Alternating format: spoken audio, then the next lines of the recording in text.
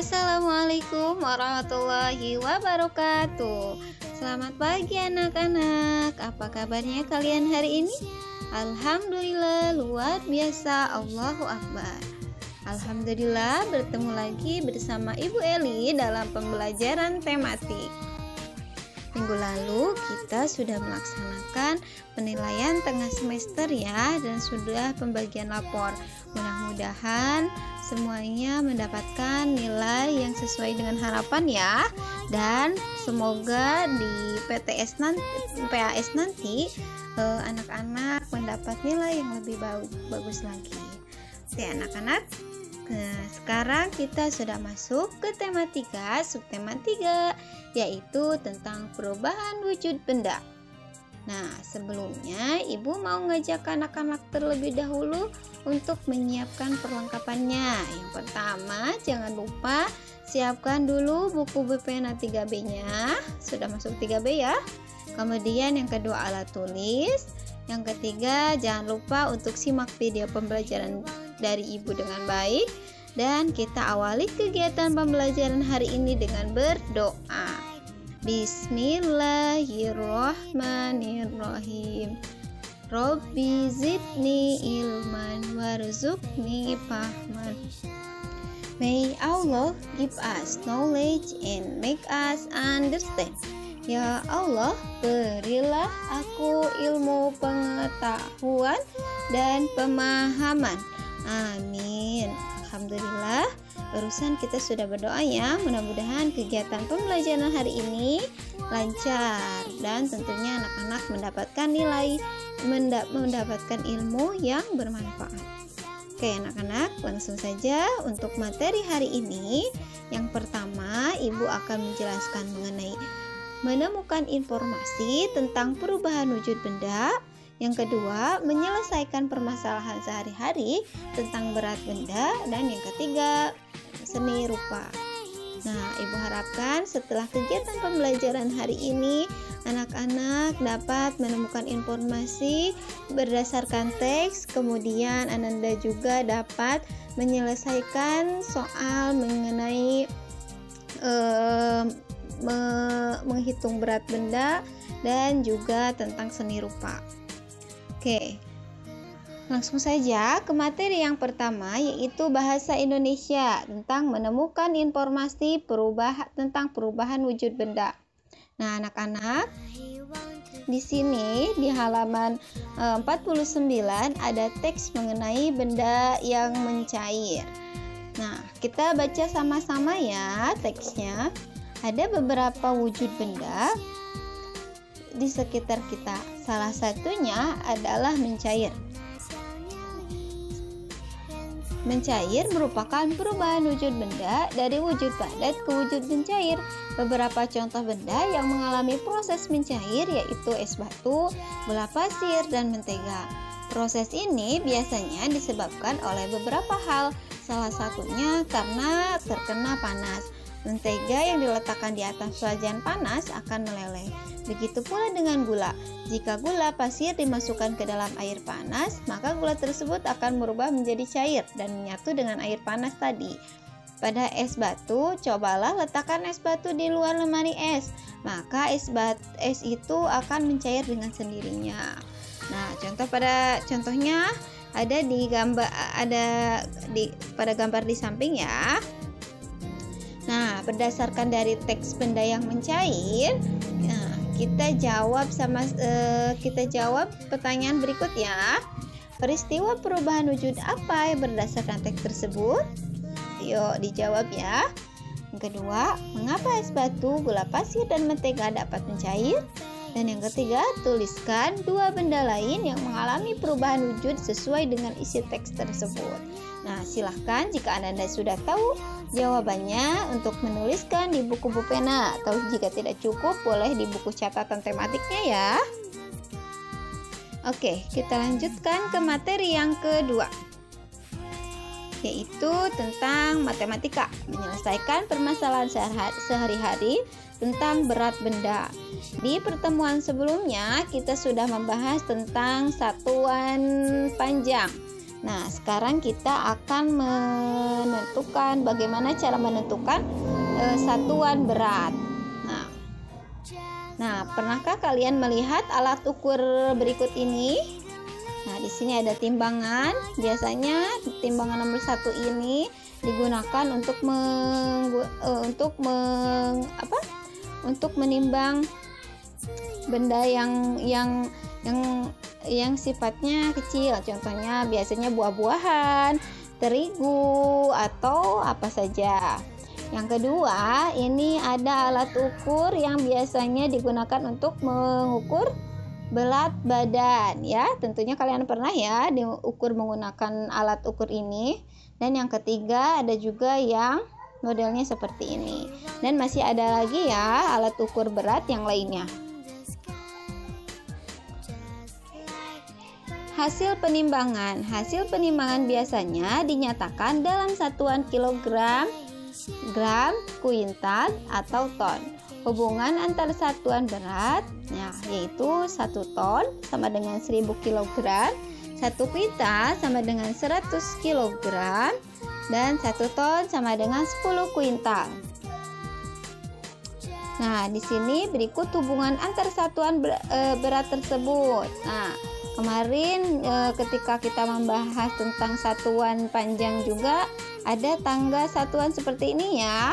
Kalau kemarin itu ada kilometer, hektometer, dan seterusnya. Sekarang kita menggunakan gram, yaitu yang pertama yang paling atas ada kilogram, hektogram, kemudian dekagram, gram, desigram, sentigram, dan miligram. Nah, masih ingat kan bahwa jika turun itu dikali 10, sedangkan jika naik dibagi 10. Nah, di sini Ibu punya contoh soalnya ya. Kalian juga bisa melihat di halaman 51. Contoh soal nomor 1 bagian yang A-nya di sana. Tentukan hubungan antar satuan berat dari A. 3 kg titik-titik hektogram sama dengan titik-titik gram. Nah, coba bagaimana cara menentukannya? Cara menentukannya yaitu dengan dari kilogram ke hektogram. Kita lihat di tangganya. Berapa turun tanggakah dari kilogram ke hektogram? Nah, lihat kalian bisa lihat dari tabelnya. Kilogram ke hektogram itu hanya turun 1 kali tangga. Nah, jika 1 kali tangga itu berarti dikali 10, karena setiap turun tangga itu dikalikan 10. Jadi cara penyelesaiannya kilogram ke hektogram itu 3 dikali 10, yaitu sama dengan 30. Sekarang dari hektogram ke gram turun berapa? Hektogram ke gram, hektogram ke dekagram, kemudian ke gram, berarti turun 2 tangga, berarti dikali 100. Jadi 30 hektogram dikali 100 sama dengan 3000. Jadi 3 kilogram itu sama dengan 30 hektogram sama dengan 3000 gram. Nah, sekarang Ibu kasih contoh lagi ya agar lebih memahami. Sekarang bagian yang B, masih di halaman 41. Contoh soal nomor 1 bagian B. Tentukan hubungan antar satuan berat dari 40 kg sama dengan titik-titik dekagram sama dengan titik-titik gram. Berarti dari kilogram kita harus mengubahnya ke dekagram. Caranya sama seperti tadi, cara penyelesaiannya 40 kg berarti kalau mau ke gram itu 40 kg, kalau mau ke dekagram itu berarti turun berapa tangga? Kilogram ke hektogram, kemudian langsung ke dekagram, berarti naiknya 2 kali tangga, berarti 10 kali 10. Nah, sama dengan 100. Jadi 40 kali 100 sama dengan 4000. Sekarang dari dekagram mau diturunkan menjadi gram. Turun berapa? Yaitu turun 1 dekagram ke gram, itu turun 1 tangga. Maka 4000 dikali 10 sama dengan 40.000. Jadi 40 kilogram sama dengan 400 dekagram dan sama dengan 10.000 gram ya. Sudah memahami anak-anak? Silakan untuk bagian C dan D-nya itu dikerjakan secara mandiri ya untuk latihannya. Sekarang Ibu akan memberikan contoh soal nomor 2. Di sana di halaman 51 ada contoh soal nomor 2. Lani membeli 8 kantong apel Malang. Berat satu kantong apel tersebut 250 gram. Berapa kilogram berat seluruh apel yang dibeli Lani? Berarti cara penyelesaiannya itu pertama-tama kita munculkan terlebih dahulu tangga satuannya ya, agar tidak bingung. Cara penyelesaiannya tadi di soal ada 8 kantong apel Malang. Jadi kita tulis 8 kantong. Kemudian satu kantongnya itu sama dengan 250 gram. Nah, cara penyelesaiannya, apel yang dibeli Lani berarti kita dikalikan 8 dikali 250 gram sama dengan 2000 gram. Kemudian sekarang karena diminta dari soal adalah ingin menjadi kilogram, maka kita harus mengubah dari gram ke kilogram. Coba lihat di tangganya, kalau gram ke kilogram itu naik atau turun? Nah, betul ya. Nah, tangganya naik, berarti kilogram ke dekagram ke hektogram, kemudian ke kilogram. Kira-kira berapa kali naik tangga? 1, 2, 3. 3 kali naik tangga berarti nolnya 3, yaitu 1000. Nah, jadi kalau naik itu kan dibagi ya. Jadi 2000 gram dibagi 1000 sama dengan 2. Agar lebih mudahnya kita tinggal coret saja angka nolnya. Setiap tangga itu coret 01. Jadi hasilnya adalah 2. Jadi apel yang dibeli Lani adalah 2 kilogram. Oke. Sekarang Ibu kasih contoh lagi soal nomor 3, halaman 41. Ayah membeli 3 kantong mangga. Berat sekantong mangga tersebut 2 kilogram. Berapa gram berat seluruh mangga yang dibeli ayah? Kita munculkan lagi di sini tangga satuan beratnya. Kemudian cara penyelesaiannya sama seperti tadi ya. Ayah membeli 3 kantong mangga. Kemudian setiap satu kantongnya itu adalah 3 kg. Maka kita harus mengkalikan. Jadi mangga yang dibeli ayah adalah 3 kali 3 dikali 2 kg sama dengan 6 kg. Karena di soal ini dimintanya gram, berapa gram, maka kita harus mengubah dari kilogram ke gram. Nah, coba kita lihat di tangganya. Kilogram ke gram itu turun berapa? Kilogram ke hektogram, kemudian ke dekagram, kemudian ke gram, itu naik 3. Berarti kalau nolnya 3 itu adalah 1000. Jadi 6 dikali 1000 sama dengan 6000. Jadi mangga yang dibeli ayah adalah 6000 gram. Bagaimana anak-anak? Sudah paham kan ya? Kalau naik itu dibagi, kalau turun itu berarti dikali 10. Oke. Sudah paham ya? Nah, sekarang kalian waktunya berlatih ya. Silahkan mengerjakan ayo berlatih halaman 51 52. Untuk nomor 1 bagian C D dan nomor 4 dan 5. Oke, sekarang kita masuk ke materi yang ketiga, yaitu mengenai seni rupa. Apa ya seni rupa itu? Pernahkah kamu melihat lukisan? Tentu pernah ya.